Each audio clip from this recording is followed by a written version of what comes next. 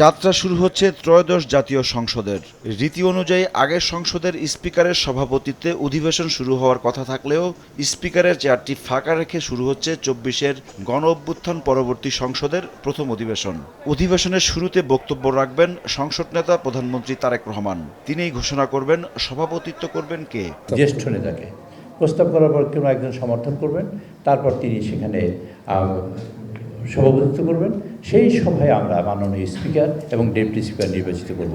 Deputy speaker যখন আসবেন তখন সভাপতি মণ্ডলী মনোনয়ন করবেন ৫ জন, তারপরে শোক প্রস্তাব উত্থাপন করবেন। সেখানে আমাদের প্রয়াত নেত্রী, দেশনেত্রী, আপসী নেত্রী বেগম খালেদা জিয়া সম্পর্কে আলোচনা হবে। তারপর আমাদের জুলাই যোদ্ধাদের সম্পর্কে আলোচনা হবে। অধিবেশন শুরুর আগের দিন প্রধানমন্ত্রীর নেতৃত্বে অনুষ্ঠিত হয় বিএনপির সংসদীয় দলের বৈঠক। সংসদের স্থায়ী কমিটি গঠন এবং কার্যপ্রণালী বিধি নিয়ে বিস্তারিত আলোচনা হয় সভায়। তবে স্পিকার ও ডেপুটি স্পিকার কে হচ্ছেন তা নিয়ে ধোঁয়াশা কাটেনি এখনও। স্পিকার এবং ডেপুটি স্পিকার নির্বাচনের ক্ষেত্রে আমরা সংসদ নেতাকে দায়িত্ব দিয়েছি, সিদ্ধান্তটা তিনিই দেবেন। আগামীকালকে আমরা জানতে পারবো।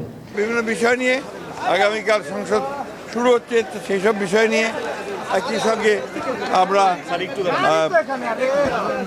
পার্লামেন্টের সব দায়িত্ব নিয়ে আলোচনা হয়েছে। সাধারণত ক্ষমতাসীন দল থেকেই স্পিকার ডেপুটি স্পিকার নির্বাচিত হয়ে থাকে। তবে এবার ডেপুটি স্পিকারের পদটি বিরোধী দল জামায়াতে ইসলামীকে দেওয়ার প্রস্তাব দিয়েছে বিএনপি। জামায়াত সাড়া না দিলে বিএনপি থেকেই হবে deputy speaker. Speaker deputy speaker নির্বাচিত হওয়ার পর বসবে মূল অধিবেশন। উত্থাপন করা হবে অন্তর্বর্তী সরকারের সময় হওয়া ১৩৩টি অধ্যাদেশ।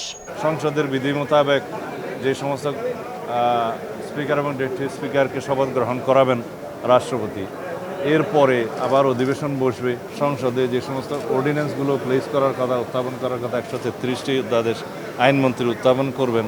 প্রথা অনুযায়ী প্রথম অধিবেশনে ভাষণ দিবেন রাষ্ট্রপতি মোহাম্মদ শাহাবুদ্দিন। আর কার্য উপদেষ্টা কমিটি গঠনের পর ঠিক হবে প্রথম অধিবেশনের সময়কাল। ইমরুল আহসান, সময় সংবাদ, ঢাকা।